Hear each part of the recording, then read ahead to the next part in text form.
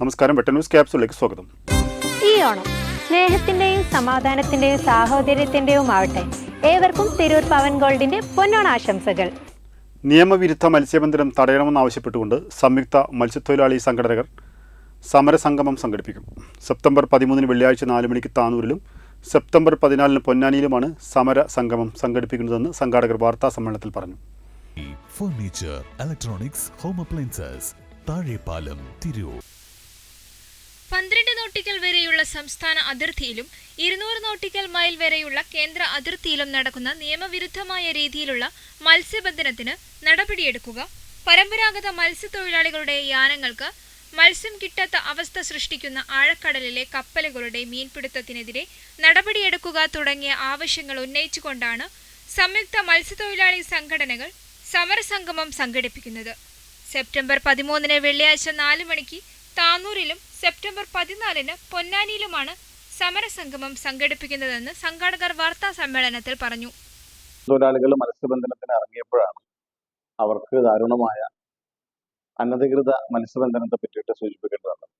നേരത്തെ സൂചിപ്പിച്ചതുപോലെ double net വലകൾ കൊണ്ട് മത്സ്യബന്ധനം നടത്തിയതിന്റെ പേരിൽ വലിയ പ്രതീക്ഷയോടെ പാരമ്പര്യ മത്സ്യത്തൊഴിലാളികൾ മത്സ്യബന്ധനത്തിന് ഇറങ്ങിയപ്പോൾ അത് പരിപൂർണമായും അവർക്ക് നഷ്ടമാകുന്ന രീതിയിൽ മത്സ്യലഭ്യത തീരെ ഇല്ലാതാകുന്ന രീതിയിൽ ഡബിൾ നെറ്റ് കൊണ്ട് അനധികൃത മത്സ്യബന്ധനത്തിലൂടെ ബോട്ട് ഇപ്പൊ നേരത്തെ പറഞ്ഞതുപോലെ ചില ബോട്ട് ഉടമകളും അതോടൊപ്പം തന്നെ അന്യ സംസ്ഥാന ബോട്ട് ഉടമകളടക്കമുള്ള ആളുകൾ കേരളത്തിന്റെ തീരത്ത് നിന്ന് ഈ രീതിയിലുള്ള മത്സ്യബന്ധനം നടത്തുകയുണ്ടായി. അതിന്റെ അടിസ്ഥാനത്തിലാണ് ഒരു വലിയ സമരമുഖത്തേക്ക് ഈ സംയുക്ത സമരസമിതി പോയിട്ടുള്ളത്. അതിന്റെ അടിസ്ഥാനത്തിലാണ് പൊന്നാനിയിലും താനൂരിലും ഒക്കെ സമര സംഗമങ്ങളിലൂടെ അധികൃതർ ശ്രദ്ധയിലേക്ക് ഈ വിഷയം കൊണ്ടുവരുന്നത്.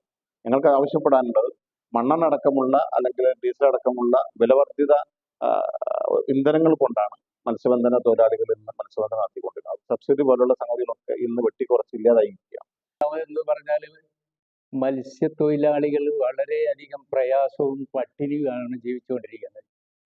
365 ദിവസക്കാലമുള്ളത് മത്സ്യത്തൊഴിലാളികളെ സംബന്ധിച്ച് അവരുടെ ജോലി 100-120 ദിവസത്തിനുള്ളിൽ ഒതുങ്ങുകയാണ്.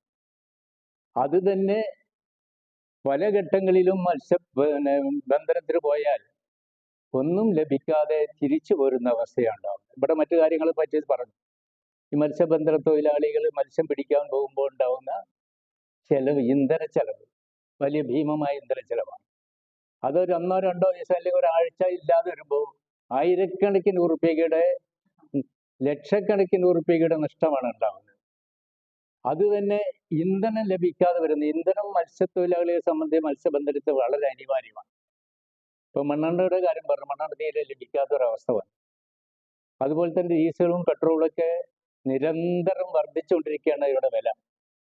അപ്പോൾ മത്സ്യത്തൊഴിലാളികളെ സംബന്ധിച്ച് മത്സ്യബന്ധനത്തിന് പോകുന്ന ഇന്ധന വില, മത്സ്യബന്ധന ഉപകരണങ്ങളുടെ വില, ഇതെല്ലാം കൂട്ടി നോക്കിയാൽ നമ്മുടെ ബോട്ടുകാരും അതിനെതിരാണ്, ബോട്ട് തൊഴിലാളികളും അതിനെതിരാണ്. ചില ബോട്ടുകാർ മാത്രം, ചില വൻകിട ആൾക്കാർ മാത്രമാണ് ആ രീതിയിൽ മുന്നോട്ട് പോകുന്നത്.